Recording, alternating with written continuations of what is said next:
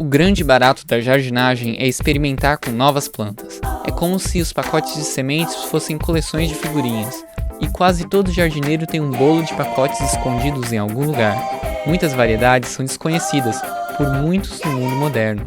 A bertalha é um ótimo exemplo. Ela é uma rama prolífica, perfeita para climas quentes e úmidos, como no Brasil. Onde não dá para cultivar espinafre inglês, a bertalha prospera. Eu vou te mostrar como a cultivei, compartilhando algumas dicas e truques.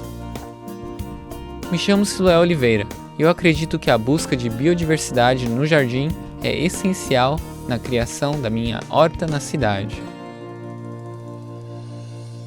Existem muitas espécies de plantas comestíveis que são desconhecidas. Mesmo não incluindo espécies comestíveis selvagens, há uma abundância de variedades cultivadas desconhecidas para a maioria da população. Você não vai encontrá-las em supermercados e há razões para isso, além do simples preconceito do que é desconhecido. Elas podem ser muito sazonais ou podem não ter uma vida útil longa. Podem não haver muitas receitas que as usem ou os seus sabores podem ser gostos adquiridos. Em qualquer caso, na maioria das vezes, a única maneira de conhecê-las é através da plantação. Quando eu pedi as sementes para a bertalha, aqui nos Estados Unidos, vieram com o nome de espinafre malabar. Eu pensei que estava em terra desconhecida e exótica, algo novo que eu estaria apresentando à minha família, uma espécie rara das Índias. Foi quando minha mãe viu crescendo e disse: "Ah, isso é bertalha, nós comíamos isso o tempo todo." Eu tinha ouvido esse nome antes, bertalha. Essa tal de espinafre malabar acabou sendo menos exótica e mais como um parente esquecido. Minha avó costumava cultivar. Agora, isso era uma expedição rumo à nostalgia, em vez de terras desconhecidas e exóticas. Eu teria como provar um pouco da infância da minha mãe. Agora, você deve estar se perguntando: por que eu nunca comi bertalha quando criança? É fácil responder. Fomos viver na cidade. E a cidade sabe fazer a gente esquecer dessas coisas. Se você quiser fazer essa viagem comigo ao exótico ou ao conhecido, seja qual for o seu caso, você vai precisar de ter algumas sementes de bertalha.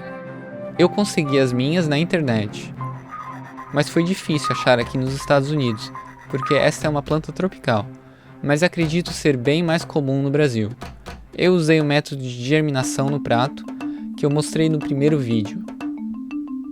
Pode demorar alguns dias ou semanas para que as sementes germinem.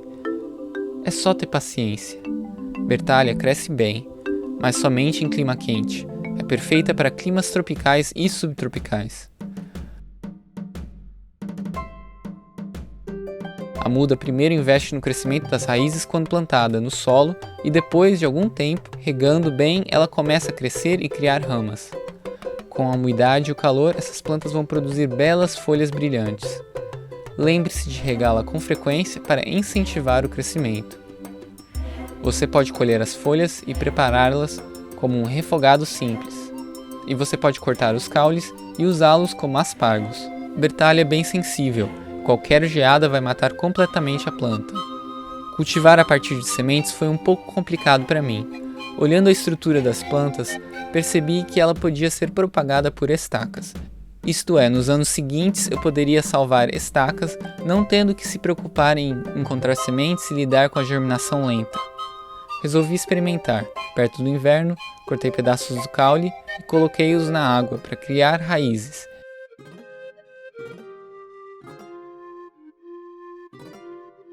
E em poucas semanas aconteceu. Quando as raízes tinham crescido um pouco, plantei-as em vasos de terracota, regando bem.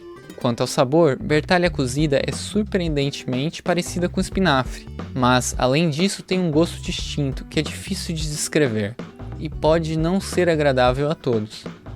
É também ligeiramente mucilaginosa quando crua, mas isso diminui no cozimento. É muito nutritiva, rica em vitaminas A e C, bem como em potássio, manganês, cálcio, magnésio, cobre e o complexo B.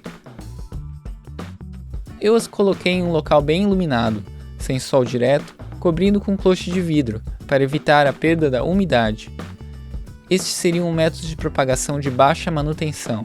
Não queria ter que molhá-las com frequência, queria poder esquecê-las até a primavera. É um desafio para as plantas permanecerem vivas por tanto tempo em uma situação de pouca luz durante o inverno, mas felizmente a bertalha sobreviveu.